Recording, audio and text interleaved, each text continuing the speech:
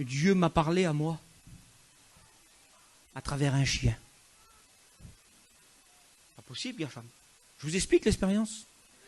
Je vais vous détendre ce matin. Et quand Dieu décide de parler, rien ne peut l'arrêter.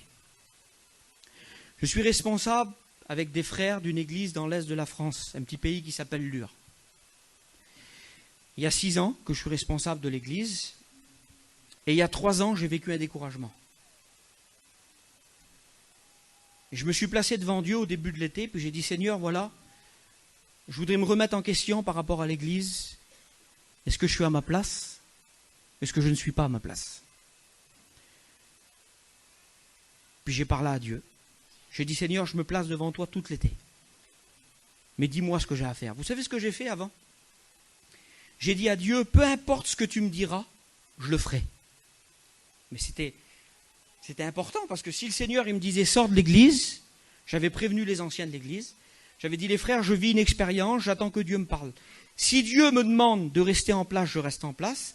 Si Dieu me demande de partir, je pars. Mais je dis, attention, je ne veux pas que ce soit vous qui me disiez de rester, je veux que ce soit entre moi et Dieu. Alors, j'avais mis Dieu à l'épreuve. Et puis tout l'été, j'ai prié, Mouchet. Parce que j'avais un souci dans mon cœur. Je disais, Seigneur, est-ce que j'ai le ministère de pasteur déjà? De donner à manger aux brebis, de soigner les brebis. Est-ce que je fatigue pas le troupeau? Parce que j'avais peur de fatiguer les chrétiens.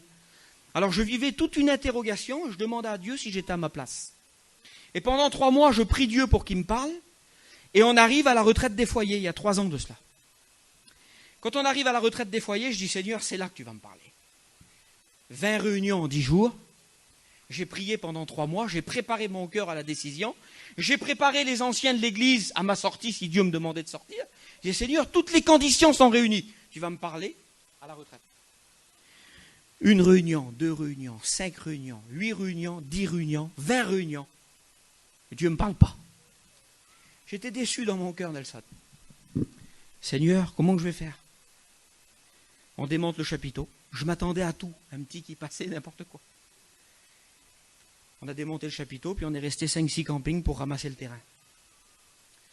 Et vous connaissez la place de Belfort, il y en a plein qui la connaissent. Tout au fond de la place, là-bas, il y a un berger. Et ce berger-là, il a au moins 500-600 brebis.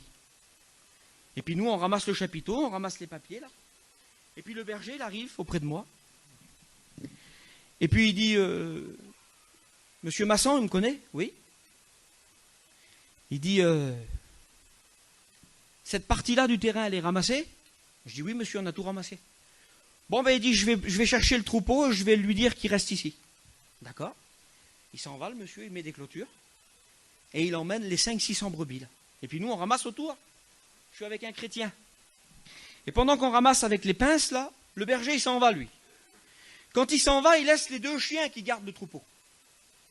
Et puis nous, on ramasse avec les pinces. Et d'un seul coup, je vois un chien qui arrive sur moi, mais d'une vitesse. Je dis, je suis mangé.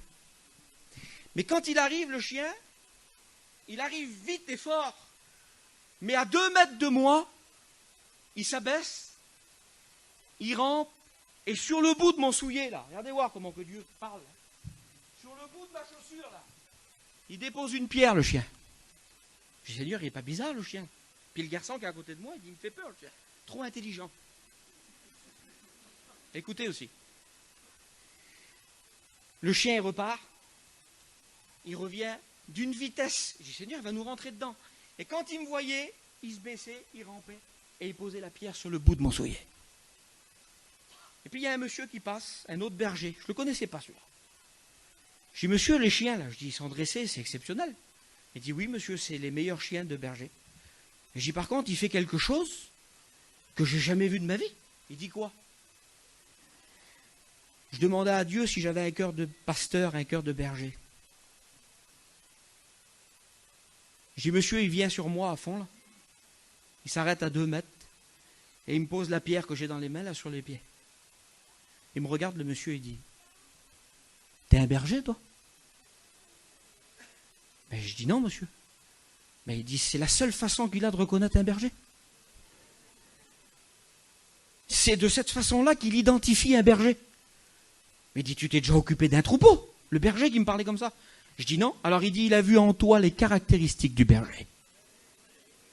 Dieu venait de me parler à travers un chien. Et il y en a qui disent, Dieu ne me parle pas, moi. Dieu ne me parle jamais. J'aimerais vous dire que nous avons un Dieu qui parle. Dieu sait